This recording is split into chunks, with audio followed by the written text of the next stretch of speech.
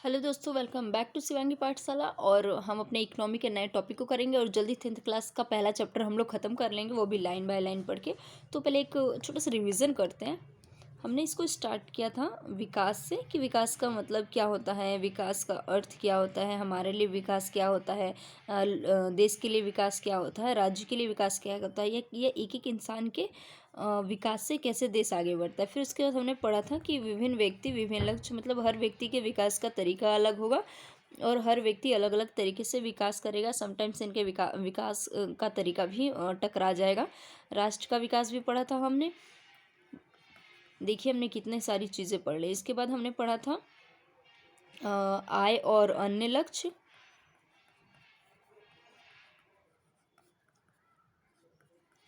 इसके बाद हमने पढ़ा था देशों की तुलना, या आप कह लें राज्यों की तुलना। ठीक, इसके बाद हमने इन दो इमेज किए थे, जो था औसत आय पे। देखें कितनी सारी टॉपिक्स कंप्लीट हो गई। और हम अब जो करेंगे वो चलते हैं पढ़ने के लिए। आय और अन्य मापदंड। इसके पहले हमने क्या किया था, आय और अन्य लक्ष्य। ये है आय और अन्य मापदंड। तो पहले हम इसका एक ऊपर का खांचा तैयार करते हैं कि इसमें पढ़ना क्या है। तो मैं आपको इस इमेज से समझा देती हूँ कि इसमें पढ़ना क्या है। देखिए इसमें तीन स्टेट को दिया हुआ है कि ये तीन स्टेट हैं, हरियाणा, केरल और बिहार। इनमें लोगों की प्रति व्यक्ति आय दी हुई है। ठीक, प्रति व्यक्ति आय दी हुई है, रुपयों में दी हुई है, डॉलर में नहीं दी हुई है। तो जो इसमें लोगों की प्रति व्यक्ति आय मतलब कि मेरा महीने का खर्च कितना है, मतलब मैं कितना कमाती हूँ। आप अब मैं बिहार में हूँ तो मैं कितना कमाती हूँ, आप केरल में हो तो आप कितना कमाते हो, आपका दोस्त अगर हरियाणा में है तो वो कितना कमाता है। तो आप देखो कि जो हरियाणा में वो 2 लाख समथिंग कमा रहा है, केरल में है वो 1 लाख समथिंग कमा रहा है, बिहार वाले सबसे गरीब 38,000 समथिंग कमा रहे हैं। ठीक, ये आर्थिक सर्वेक्षण 2019-20 का है। तो एक ये रिपोर्ट दी गई है और हमारा पूरा चैप्टर इसी पे डिपेंड करेगा कि आय पे, कि आय के साथ साथ मतलब कि इनके पैसे से क्या फ़र्क पता चलता है हमें। और इसके बाद नीचे एक और रिपोर्ट है जिसको आप पढ़ो। इसमें दी हुई है कि हरियाणा, केरल और बिहार के कुछ तुलनात्मक आंकड़े। इसमें 4 चीज़ों का आंकड़ा दिया। एक तो राज्य दिया हुआ है, हरियाणा, केरल, बिहार। ठीक, हमने ऊपर आय देखा था, सबसे कम बिहार का था, फिर सबसे उससे कम केरल का था, सबसे ज़्यादा हरियाणा का था। ठीक, शिशु मृत्यु दर दी गई है 2017 की, कि 1,000, मान लीजिए हरियाणा में 1,000 बच्चे का जन्म होता है तो उसमें 30 लोग मर जाते हैं, जबकि इसके पास पैसा सबसे ज़्यादा है। ठीक, केरल में 1,000 बच्चे का जन्म होता है तो 10 लोग मरते हैं।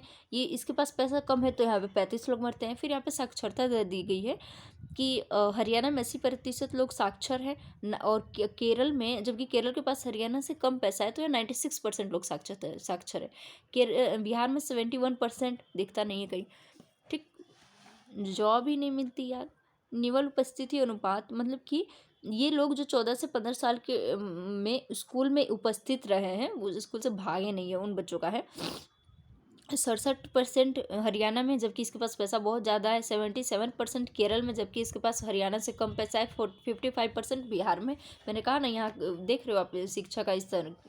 ठीक, सबसे कम लोग बच्चे स्कूल में उपस्थित रहते हैं। ये भी भारत सरकार का है सर्वेक्षण 2019 से 20 का। ठीक, इसके बाद इसको समझते हैं। इस तालिका में प्रयोग किए गए कुछ शब्दों की व्याख्या। जैसे कि शिशु मृत्यु दर का मतलब होता है किसी वर्ष में पैदा 1,000 जीवित बच्चों की 1 वर्ष की आयु से पहले मर जाने वाले बच्चों का अनुपात दिखाती है। मैंने आपको ऊपर ही बताया था।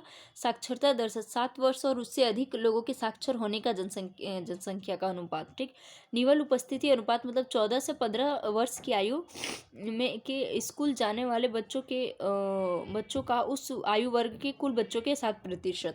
ठीक, अब हमने ये समझा, हमने इसमें क्या समझा, हमने इसमें ये समझा कि ये सारी चीज़ें बताती हैं कि ज़रूरी नहीं कि एक एक पैसा ही आंकड़ा नहीं होता। आपने कह सकते हो कि हरियाणा के पास बहुत कम पैसा है, हरियाणा के पास बहुत ज़्यादा पैसा है। ठीक है, लेकिन आप देख रहे हो कि हरियाणा में ज़्यादा पैसा होने के बावजूद वहाँ बच्चे ज़्यादा मरते हैं, वहाँ साक्षरता दर कम है, वहाँ के 14-15 साल के बच्चे कम उपस्थित रहते हैं स्कूल में।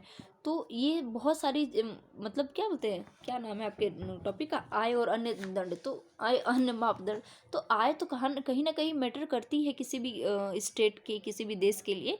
लेकिन उसके साथ ही जो अन्य मापदंड है, चाहे शिशु मृत्यु दर हो, चाहे साक्षरता हो, चाहे वातावरण हो, चाहे स्वच्छ पीने के लिए जल हो, ये सारी चीज़ें भी कहीं ना कहीं बहुत मैटर करती हैं। और इन सारी चीज़ों के आधार पर आप किसी स्टेट को विकसित या अविकसित कह सकते हो।